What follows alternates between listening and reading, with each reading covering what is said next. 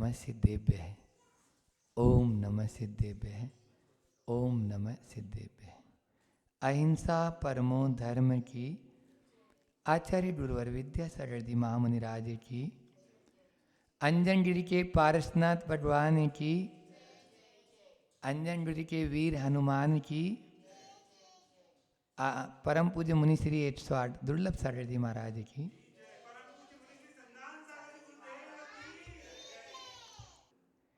प्रश्न आया था कि भूत होते हैं या नहीं, तो उत्तर तो दे ही दिया सामने वाले ने कि भूत, सबसे बड़ा भूत कौन सा होता है? मन का भूत। कौन सा भूत होता है? मन का भूत। यदि मन में भूत सवार हैं तो सारे भूत आपको परेशान करेंगे, समझ में आ गया? और मन में यदि कोई भूत नहीं है तो शमशान घाट में भी जाकर दोनों हाथ नीचे लटकाकर, अब देखो हम उतनी ऊपर गुफा पर ध्यान लगाए तो वहाँ पर कोई फर्क पड़ा क्या? कुछ भी फर्क नहीं। रात्रि में साए साए हवाएं चल रही है, रात्रि में लोग भी आ रहे हैं, दर्शन कर रहे हैं। जिनको आना है वो रात में आएगा ना, समझ में आया?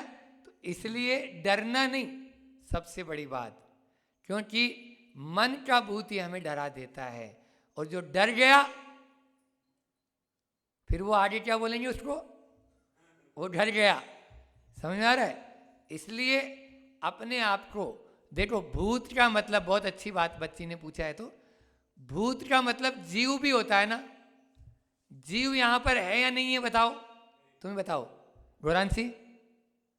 जीव सब जगह है, इसलिए ऐसा कोई स्थान है ही नहीं जहां पर जीव नहीं हो और जहां पर भूत यानी जीव। तो जीवों का तो सर्व जगह निवासी, और एक जाति के देव भी होते हैं। चतुर निकाय के जो देव होते हैं उसमें एक प्रकार के देव का नाम भी, जैसे भूत बलि जो अभी अपन पूजा किए थे ना, तो भूत बलि मतलब वो उस जाति के देवों ने आकर पूजा की, इसलिए उनका नाम क्या पड़ गया था, और उनके दांतों का आकार अच्छा कर दिया तो पुष्पदंत नाम पड़ गया। इसलिए आज से इस बात को गांठ बांध लें कि ये जितने भी अधिकतर 99% केस सब झूठे होते हैं, फॉल्स होते हैं, केवल डराया धमकाया जाता है। और आपके ऊपर आज एक और आ गया, जो ज्योतिषाचार्यों की दुकान चलती रहती है, समझ में आ रहा है? तो उनकी दुकान चलती है, इसलिए वो भी आपके ऊपर हावी कर देते हैं, भैया तुम्हारे ऊपर काल सर्प योग है। ये एक और भूत आ गया। आज के हम दादाजी से ही पूछते हैं, सफेद बाल हैं, बोलो 30-40 साल पहले काल सर्प योग का नाम सुना आपने? नहीं सुना। लेकिन अभी वर्तमान में जिस भी दुकान पे जाओ वहीं पे काल सर्प योग आ जाएगा। तो ये एक और भूत हो गया ना। इसलिए डॉक्टर हैं, ये ज्योतिष हैं, इनको सबसे पहले आपके मन पे अटैक करते हैं। आप एक भी सीढ़ी मत चढ़ना, नहीं तो आपको ऐसे हो जाएगा। वो कल परसों ललितपुर वाली चढ़ गई मेरे साथ में शाम को, 250 सीढ़ियां, बोलो कैसे चढ़ गई? 2 सीढ़ी के लिए उसको मना किया। इसलिए हम 36 घंटे में अभी ध्यान में बैठ के आए। कैसे बैठ के आए? ऐसे ही बैठ के आए ना।